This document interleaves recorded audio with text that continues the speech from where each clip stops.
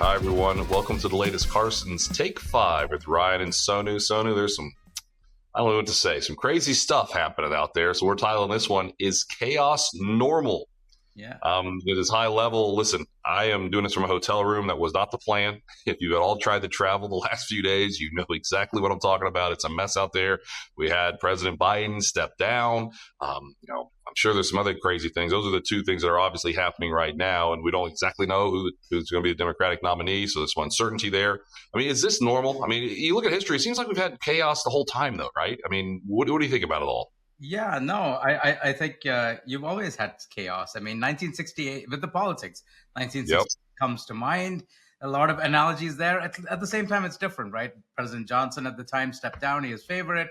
Robert Kennedy gets assassinated. Humphrey becomes the nominee. Humphrey doesn't win a single primary. He becomes a nominee in a backroom deal, right? So but I think the difference right now is the economy at that time was starting to see a lot of inflation. Right, in 1968, the Fed was starting to tighten policy. Fiscal lawmakers, but Johnson and Congress actually passed tax hikes too.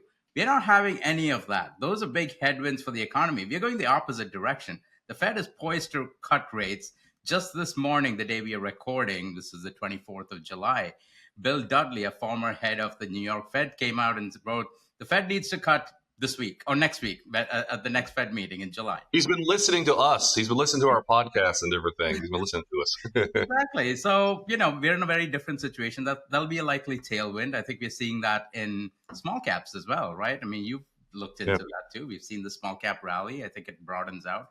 That's good. No, you're right. I mean, now people say, let's cut rates. I mean, these are things you've been all over this saying inflation's getting better. You could cut now, but we think the Fed will just kind of set the table for potentially, a cut in September is like 97% chance. We think that makes a lot of sense. Maybe even two more cuts, but we'll follow the data as we go. But, again, I guess getting back to this, with the uncertainty that's out there and just the craziness that's out there with the largest IT outage in the history after let me get my fingers in here, upgrade caused just massive disruption, and they I'm upgraded, living. Everyone else got downgraded. So I have a flight in a little bit that's supposed to take me from Minnesota to Omaha, and I said, no, I'm just going to drive. It's 6 hours. I'm not going back to an airport. As of now, my flight's on time. I don't believe you, Delta. I don't believe you. Okay, I've learned the last couple of days. I'm just going to drive. But anyway, chaos There's is actually a good point there. You're putting, you don't want to put yourself to downside risk, right? Even though it saves time, and there's I think a portfolio implication. You don't want to concentrate everything into one side, which is what happened with this, company that was providing software to everybody in the world and their mother. And suddenly it broke. And it wasn't even because of a hack. It broke and then everyone suffered. I mean, we just learned through the pandemic, supply chains were stretched, they were efficient, but then it broke. Everything's fragile. Same thing in investing. You don't want fragile portfolios. Exactly. I mean, since 1896, the Dow started trading, 2 world wars, 2 100-year pandemics, assassination attempts, assassinations of world leaders, lots of bad stuff. It's good news. Lots of good things have happened also. So that's why we're looking at the underpinnings of this economy. Just last week, let's make this short and sweet, we saw strong manufacturing data from industrial production. We saw strong retail sales from the consumer. I mean, suddenly the economy is still going. We're in the middle of earnings season. Not middle. We're early in earnings season. We'll talk more about earnings right here in a week or two. But we expect once again to have another solid earnings season. That's why stocks are, now they're selling off a little bit the last couple of days. Listen, after the rally we've had, perfectly normal. Stocks have had one of their best starts to any election year since 1976. A little pause could be normal. We've got about a minute to go, Sonu. What else you want to touch on here? I mean, that's good perspective. I'll just draw from that thread you just, I'm going to pull on that. Normally middle of the year, you expect stocks to be up, 6-7%? Yeah. We're up, 18%? So a little give back here wouldn't be, that would be normal. Mm-hmm.